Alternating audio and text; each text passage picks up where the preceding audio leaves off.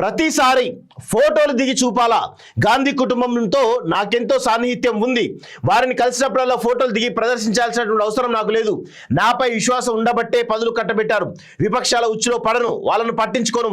రేవంత్ చెబితే చేస్తాడు, ఎక్కడ రాజీ పడడు. కాంగ్రెస్ అధికారంలోకి తేవడంలో తోడుగా ఉన్నోళ్ళు మాకు ముఖ్యం.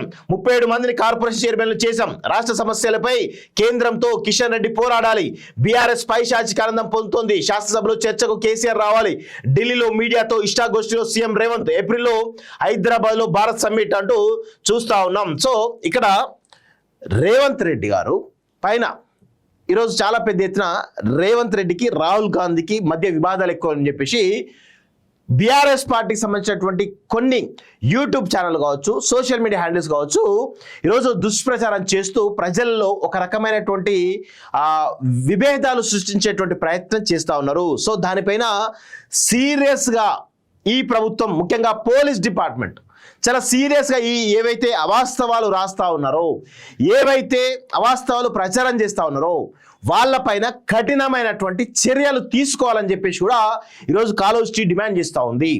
ఎందుకు అంటే ఈరోజు రాహుల్ గాంధీకి రేవంత్ రెడ్డి మధ్య ఈరోజు గ్యాప్ ఎక్కువ వచ్చేసింది.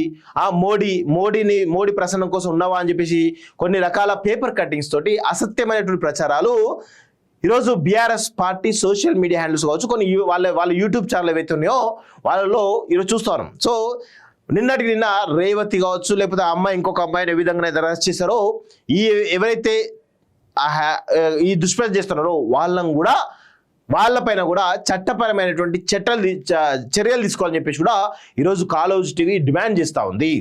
ఈరోజు చాలా రకాలుగా, ఎందుకు ఇప్పుడు ఈరోజు ఆయన సీఎంగా ఉన్నాడు, ఒకవేళ గ్యాప్ ఉందనుకోండి ఏం చేస్తారు?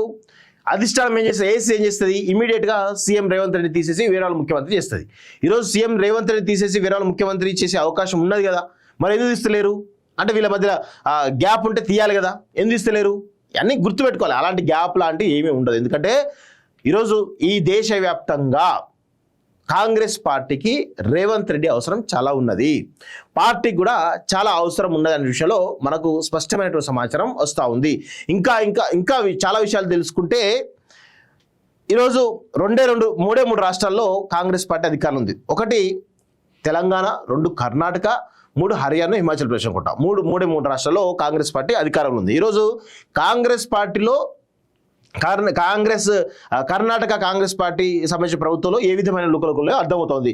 అంతో కొంత ఈరోజు తెలంగాణలోనే కొంత ఐక్యంగా, కొంత సమిష్టిగా ఈరోజు కాంగ్రెస్ పార్టీ ప్రభుత్వం ముందుకు పోతా ఉన్నది. సమన్వయం కొంత మేరకు ఉంది. కొన్ని చిన్న అంశాలు ఉన్నప్పటికీ బయటికి రావట్లేదు, కానీ బయటికి మాత్రం కలివిడిగా వాళ్ళు పనిచేస్తూ ఉన్న విషయం వాస్తవం. సో ఇది కొంతమేర ఏఐసిసికి కొంత మంచిగానే కనబడతా ఉంది. మీనాక్షి నటరాజన్ కూడా రావడంతో ఎవరైతే కాంగ్రెస్ పార్టీ అధికారంలో పనిచేస్తారో వాళ్ళకు కూడా పదవులు రావడానికి అవకాశాలు అంటగా చాలా స్పష్టంగా అర్థమవుతా ఉంది. సో ఈ క్రమంలో